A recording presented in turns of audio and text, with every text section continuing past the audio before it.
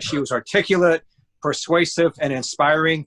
And by the way, she also believes in science, something that Donald Trump and Mike Pence do not.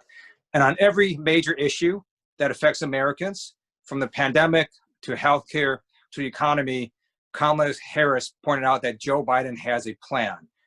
With Donald Trump and Mike Pence, you just get more chaos and more lies. So let's go through those three issues.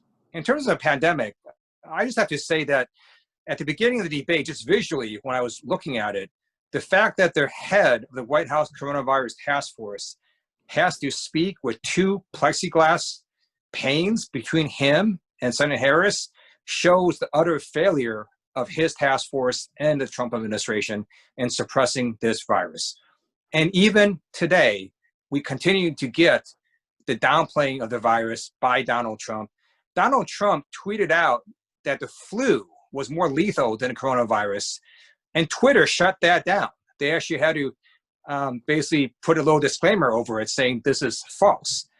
So you still have the president lying to the American people about this virus, a virus that has killed over 210,000 Americans.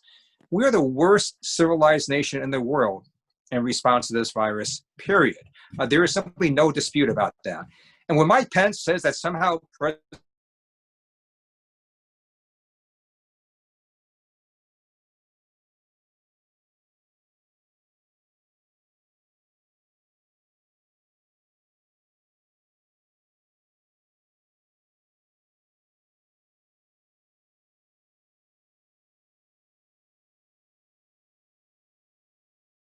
coronavirus, they were streaming in with the virus. But in addition, Donald Trump was just too stupid to realize that with global air travel, the virus could go anywhere.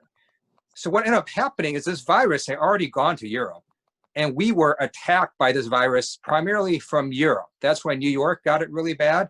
You had everyone coming in from all over the world, bringing this virus in because of Donald Trump's xenophobic focus on just one country. His policy backfired because he couldn't think beyond one country. And because he didn't shut down travel from Europe, we had this explosion of coronavirus cases on the East Coast. That's actually what happened.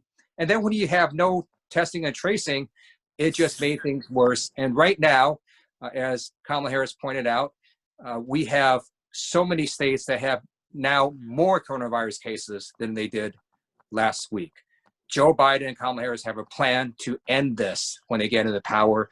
They're going to trust science. They're going to trust Dr. Fauci. They're going to trust the medical experts and make sure that people have a safe vaccine, that make sure that we don't disparage people who wear masks, and make sure that people social distance and stop comparing this to the flu. In terms of healthcare, there's exactly one law in the nation that protects people with pre-existing conditions, and that's the Affordable Care Act. The Republicans are trying to jam through a Supreme Court nominee that has written previously her hostility to the Affordable Care Act. And if that law gets struck down, there's nothing else. There's no magical law that goes in its place. What's going to end up happening then is insurance companies can immediately say, you know, we're just going to stop covering people who have pre-existing conditions. Or they could say, you know what, we'll cover you, but we're going to jack up your premiums 200%. Other things the Affordable Care Act does is they allow you to be on a parent's insurance plan up to 26, and they stop insurance companies from putting in maximum coverage caps. So in the past, let's say you came down with cancer or some other disease that required a lot of money to treat. Insurance companies could say, you know what, we're just going to stop paying because it just costs too much money. Well, they can't do that under the Affordable Care Act. They can't put in any of these maximum coverage caps. That goes away as well. So this would be utter devastation to the healthcare of millions of Americans in the middle of a pandemic. Mike Pence had no good response to that. And then finally, on the economy, let's just get some facts straight. There were more jobs created in the last 3 years of the Obama-Biden presidency than the first 3 years of the Trump presidency. And now it's just an utter disaster. If you look at what happened in September, the long-term unemployment claim number for people who essentially have been seeking jobs for over 6 months, that increased to the highest number in U.S. history at over 780,000 folks.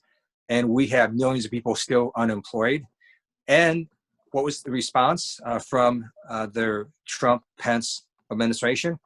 Donald Trump decided to walk away from stimulus negotiations. So that's what you have. You have utter chaos from this administration, no plan, and they just want the American people to fend for themselves. That's why the polling is so bad for Donald Trump.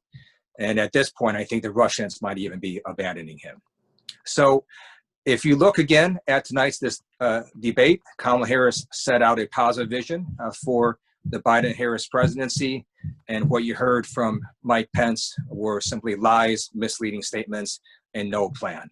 And with that, I'm going to yield back, and thanks for allowing me to participate.